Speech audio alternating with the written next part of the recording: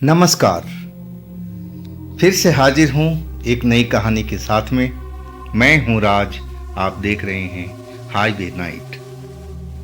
आज की कहानी जो मैं आपको बताने जा रहा हूँ दोस्तों, ये बबलू ठेकेदार की है। बबलू ठेकेदार उत्तराखंड में अपना काम धंधा करते थे और रहने वाले थे उत्तर प्रदेश आगरा के। अब एक तरफ से उनका जो आधा रिश्तेदार था, मतलब उनकी पत्नी के मायके वाले भी उत्तराखंड में ही रहते थे और भी कई रिश्तेदार थे। और इसी चक्कर में बबलू ठेकेदार भी अब उसी जगह पर आ गए थे, लेकिन रहते थे अलग अलग, सभी अलग अलग घरों में, अलग अलग कॉलोनियों में, किराए के घर पर। अब बबलू ठेकेदार जो थे, अब फैक्ट्री का बनाने का काम करते थे, मकान बनाने का काम करते थे और पैसा तो कमाते थे, लेकिन पैसा जितना कमाते थे और वो उड़ाते भी थे। दारू पीते थे, नॉन वेज खाते थे, दोस्तों पर खर्च करते थे।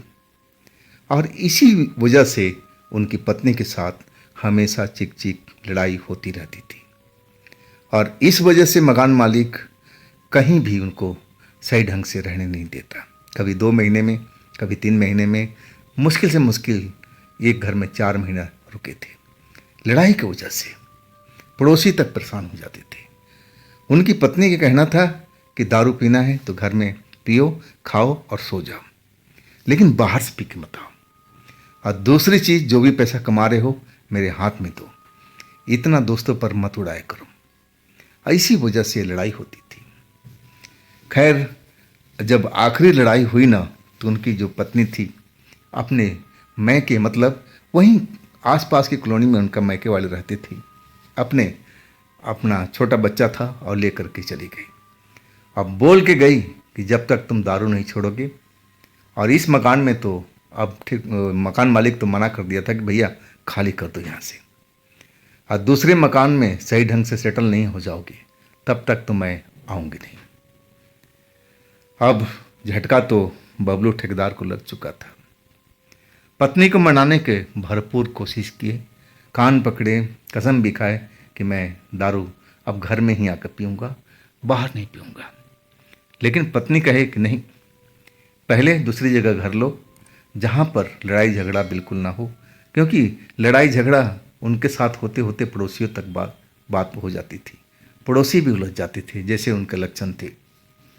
और इस वजह से उनकी पत्नी कह रही थी कि तुम अब ऐसा घर लो कि जहाँ कोई पड़ोसी ना हो, कोई दूसरा किराएदार ना हो। और जो पहली चीज़ थी कि दारू बाहर से पी के नहीं आओगे, पैसा मेरे हाथ कर दोगे जो भी कमाओगे।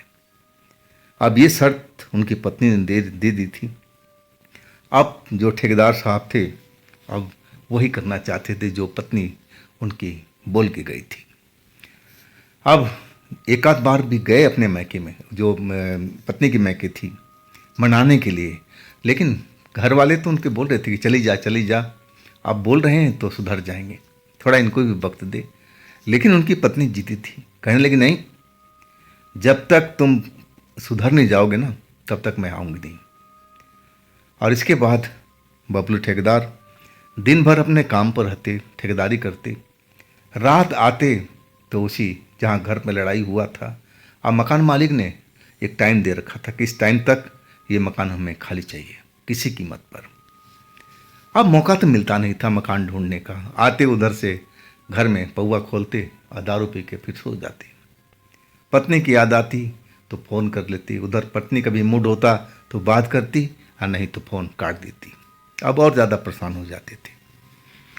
आखिरकार अब एक दिन उन्होंने सोचा कि पहले मकान ढूंढा जाए, अब फिर बात की बात देखी जाएगी। अब जल्दी में थे, जिस कॉलोनी में मकान अब ढूंढ रहे थे, मकान मिल नहीं रहा था। लेकिन एक राशन की दुकान पर गए कि चाचा कोई मकान कोई खाली हो तो बताओ। चाचा ने उसकी तरफ देखा, बोले बेटा एक मकान तो है इसी लाइन में 2 घर छोड़ करके, लेकिन वो मकान बहुत दिनों से बंद है। और तीसरी बात है कि लोग बाग कहते हैं कि उसमें कोई भूत प्रेत का साया भी है, तो देख लो, अगर तुम्हें पसंद आता है तो मकान मालिक को मैं जानता हूँ, उसको फ़ोन कर दूंगा, आ जाएगा अगर तुम्हें चाहिए तो। चाचा ने पूरी खोल के बात बता दिया था। लेकिन ये ठेकेदार साहब जो थे, भूत प्रेत को तो मानते ही नहीं थे। अब बोले कि हाँ हाँ, आप मकान दिखवा दीजिए, मकान मालिक को बुलवा दीजिए। मकान मालिक फ़ोन करने पर आ गया, ताला खुल गया। मकान एक ही मंजिल के बना हुआ था, उसमें 3 कमरे थे। 2 जो था मकान मालिक इनको दे रहा था, और एक मकान जो कमरा था वो उसमें कुछ सामान पड़ा हुआ था, वो देना नहीं चाहता था। वो कहने लगा कि आप 2 ही का किराया दो, एक मकान, एक जो कमरा है उसमें मेरा कुछ सामान फर्नीचर वगैरह रखा हुआ है, और आप तो छोटा फैमिली हो तो 3 कमरे की जरूरत भी नहीं है। बाकी ये तो आपके पास ही है, जहाँ मर्जी रहो, जो मर्जी करो, हमें कोई रोक टोक नहीं है। अब मकान तो सही ढंग से जैसा चाहते थे बबलू ठेकेदार वैसा मिल चुका था। अब इसके बाद उन्होंने देर नहीं किया, मकान ले लिए, साफ सफाई किए, और फिर अपने पत्नी को फ़ोन किया कि अब तो आ जा। लेकिन पत्नी कहने की नहीं, अभी कुछ दिन अकेले रहो, और तुम जैसा मैं बताया हूँ कि सुधर जाओ, घर पर रह के आके दारू पीना और बाहर मत पीना। जब तुम ये काम करने लगोगे ना तब मैं आ जाऊँगी। और ठेकेदार साहब अपनी पत्नी के भक्त थे। अब पत्नी ऑर्डर करे, ये ना माने, ऐसा हो ही नहीं सकता था। हाँ, लेकिन दारू जहाँ चढ़ जाती थी फिर तो ये किसी की नहीं सुनते थे। बिना दारू पिए तो जो भी कहना था वो मान लेते थे। आखिरकार 2-3 दिन ठेकेदार साहब अकेले उस रात में घर में रहे। शाम को आते थे, दारू साथ में ले आया, चखना साथ में लाया, खाए पिए और चौड़ा होकर के सो जाते थे। अब बगल में क्या हो रहा है उनको कोई होश नहीं होता था। कोई बैंड बाजा ही बजे तब भी वो जगते नहीं थे, बिना सुबह, जब तक उनका नशा उतर न जाए। आखिरकार 4 दिन के बाद पत्नी उनके मनाने पर आ गई और उस घर में अब रहने लगी। पत्नी को भी वो मकान पसंद आ चुका था।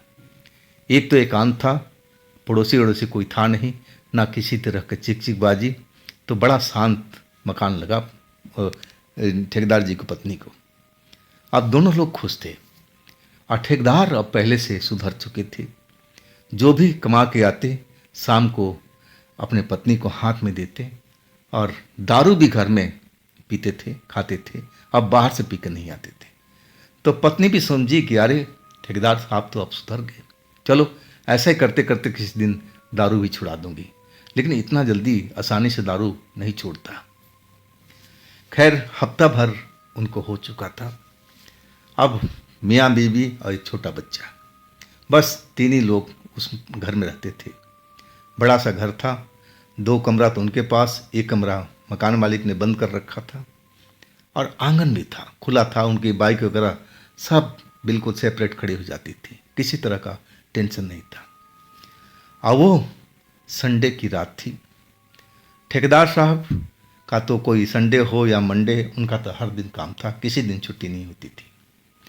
लेकिन उस संडे की शाम को उनका कोई रिश्तेदार आया था, फ़ोन किया तो जल्दी घर में आ गए, और वहाँ पर अब फिर दारू पीना शुरू हो गया। रात हुई तो वो भी बंदा यहीं पर रुक गया। अब सोने का व्यवस्था था ही, सब कुछ था, तो उनका जो रिश्तेदार था एक तरह से मामा का लड़का ही था, मतलब ठेकेदार जी का भाई ही। अब रात हुई, खाना पीना खा करके ठेकेदार जी अपने पत्नी के साथ, और जो मामा का लड़का था अब दूसरे कमरे में अपना सो गए। रात को ठेकेदार जी का जो कमरा था अब दरवाज़ा पीटना शुरू हो गया। ठेकेदार जी दारू तो पिए हुए थे रोज की तरह, लेकिन सबसे पहले अब उनकी आंख तो नहीं खुली, उनकी पत्नी की खुली। पत्नी एकदम जब रात में दरवाजा कोई पीटने लगा तो डर गई, ठेकेदार जी को उठाना शुरू कर दिया, ठेकेदार जी उठो उठो, देखो कोई दरवाज़ा पीट रहा है। ठेकेदार जी बड़ी मुश्किल से अब उठे। वास्तव में कोई दरवाज़ा जोर जोर से पीट रहा था। अब ठेकेदार जी भी रात को समझ नहीं आए कि आखिर कौन हो सकता है भाई, अब कुछ आवाज़ नहीं कर रहा है, बस दरवाज़ा पीटे जा रहा है, कौन हो सकता है। ठेकेदार जी धीरे से अब डरे हुए आवाज़ में बोले, भाई कौन है दरवाजे पर, कौन पीट रहा है। तब उधर से मामा के लड़के की आवाज़ सुनाई पड़ी, भैया भैया दरवाज़ा खोलो, भैया दरवाज़ा खोलो। ठेकेदार जी जब अपने मामा के लड़के की आवाज़ सुना तो जाके दरवाज़ा खोल दिए। वो मामा का लड़का जल्दी से उनके कमरे में आ गया और दरवाज़ा बंद कर दिया। ठेकेदार जी बोले, ये क्या मतलब भाई, क्या हो गया तेरे साथ में, कुछ तो बता। लेकिन वो बेहद डरा हुआ था मामा का लड़का। कई मिनट तो उसको सांस जो ऊपर नीचे हो रही थी उसको सामान्य करने में टाइम लग गया। पानी दिया गया, पानी पिया और तब थोड़ा वो बताने के लायक हुआ और फिर बताने लगा, भैया भैया मैं तो अपने कमरे में सोया हुआ था, दरवाज़ा खुला हुआ था। मैं सोचा कि मेरे पास में क्या है, मैं अंदर से दरवाज़ा लॉक नहीं किया था। और तभी मैं सोते हुए जब अपना बिस्तर पर सोया हुआ था और तभी कोई आकर के मुझे जगाने लगा। मैं सोचा कि भैया आप होंगे। और जब मैं नींद खुला, आँख खुली तो मैं देख करके एकदम डर गया। ऐसा भयानक इंसान मैंने कभी देखा नहीं था। अब ठेकेदार साहब अब मामा की लड़की की बात सुन करके एकदम खौफ में आ गए। क्या मतलब भाई, क्या मतलब? तब मामा का लड़का कहने लगा कि भैया वो इंसान नहीं था, वो कोई भूत था, कोई प्रेत था, मुझे मारने आया था, लेकिन ना जाने क्यों मुझे छोड़ दिया। वो मुझे उठा रहा था, जोर जोर से खाट को हिला रहा था कि मैं उठ जाऊं उठ जाऊं। लेकिन जैसे ही मैं उठा ना, और वो अपना लंबा हाथ मेरे गले की तरफ बढ़ा दिया था और अचानक जैसे उसको करंट लगा हो और पीछे हट गया और दरवाजे पर जाके कहने लगा, इस घर को जितनी जल्दी हो सके खाली कर दो, नहीं तो यहाँ पर मैं किसी को छोड़ूंगा नहीं। ये घर मेरा है और मैं यहाँ पर किसी को चाहता नहीं हूँ कि मेरे घर पर कोई आकर रहे। आप तुम जितनी जल्दी तुम लोग घर खाली करोगे तुम फायदे में रहोगे, नहीं तो मैं किसी को छोड़ूंगा नहीं, सबको मार दूंगा। और इसके बाद वो पुराने घर कमरा में जो ठेकेदार जो मकान मालिक का कमरा था उसमें चला गया। अब ठेकेदार जी की तो हवा खराब, डर गए बेचारे। और वही हाल उनकी पत्नी का। तीनों लोग अब थर थर थर थर कांप रहे थे। बीच में ठेकेदार पूछ भी लेते थे, जैसे विश्वास नहीं हो रहा था, कि तूने भाई देखा था, भूत की तरह लग रहा था। अब वो जो मामा का लड़का था कहने लगा, भैया मैं क्या आपको लिख के दूं, मैंने इतना भयानक चेहरा आज तक नहीं देखा। और ना जाने कौन सी शक्ति थी, वो तो मुझे मार ही रहा था कि मुझे बचा लिया, नहीं तो मैं आपके सामने जिंदा खड़ा नहीं रहता भैया। अब ठेकेदार जी की हालत खराब, उधर उनकी पत्नी की हालत खराब, इस लड़का की तो हालत खराब ही थी। और तभी जैसे याद आ गया ठेकेदार जी को कि अरे चाचा ने तो कहा था, दुकानदार वाले ने, कि ये घर में सुना जाता है कि भूत प्रेत भी रहते हैं, लेकिन मैं उनकी बात पर विश्वास नहीं किया। मैं भूत प्रेत को तो मानता ही नहीं था। आज देखा ये चाचा सही बोलते थे, मुझे ये घर लेना ही नहीं चाहिए था। और आखिरकार तीनों लोग रात भर उसी घर में रुके रहे। हाँ, बाहर में किसी की चलने की, सांस लेने की ऐसी आवाज़ आती थी। और वो जो कमरा था जिसमें मकान मालिक का सामान रखा हुआ था, उसका दरवाज़ा भी खुलने की आवाज़ आती थी और बंद होने की भी। रात भर तीनों के तीनों लोग अपने कमरे में एक तरह से फंसे रहे थे। उनकी हिम्मत नहीं थी कि तीनों लोग बाहर निकल करके और बाहर भाग भी जाए, ऐसा कर भी नहीं सके। आखिरकार जब सुबह हुआ तब उन लोग चैन की सांस लिया। इसके बाद सीधा दुकानदार के पास में कि चाचा आपने तो जो बोला था वैसे ही निकला, मेरे भाई के साथ में घटना हुई। अब भूत ने हमें चेतावनी दिया है कि जितना जल्दी हो सके ये घर खाली कर दो। और तब चाचा कहने लगे, बेटा मैंने तो पहले ही बता दिया था, इस घर में बहुत किराएदार आए, कि मेरा दुकान तो यहाँ सालों से है, जो भी आता मेरे पास ही पूछता तो मैं बता देता था। इस घर में सब कुछ बता देता था कि भाई यहाँ पर भूत का कोई साया है, लेकिन कोई मान जाता था वो वापस चला जाता था, जैसे तुम्हारे तरह कोई नहीं मानता था वो घर ले लेता था। और ज़्यादा दिन आज तक कोई रुका नहीं है, कोई हफ्ता भर से ज़्यादा रुका नहीं। उसके साथ ही जैसे तुम बता रहे हो ना, ऐसे ही घटना हो जाती है। आखिरकार अब ठेकेदार समझ गए थे, बबलू ठेकेदार, कि मुझे इस घर में रहना ही नहीं है। अब चाचा से पूछने लगी, चाचा कोई और घर दिखा दो। तब चाचा ने बोला कि देखो, ये घर तो आपको सस्ता मिल गया था, लेकिन एक घर है आपको महंगा मिलेगा। अब ठेकेदार कहने लगे, चाचा पैसे की महत्व नहीं है, जान की महत्व है, आप मुझे वो घर बता दो। तब चाचा गए पिछली गली में लेकर के और एक घर उनको दिखा दिया। वो घर थोड़ा महंगा इससे ज़्यादा था, लेकिन अब ठेकेदार ने ले लिया था। अब वास्तव में उस घर में उनको सुकून मिल रहा था। अब मामा का लड़के की कैसी जान बची, ये बाद में पता चला। मामा का लड़के अपने गले में बचपन से ही उसकी माँ ने ताबीज़ पहना रखी थी चांदी की, और बाबा से बनवा के लाई होगी, कहीं से लाई होगी, अब ज़्यादा पुरानी बात थी।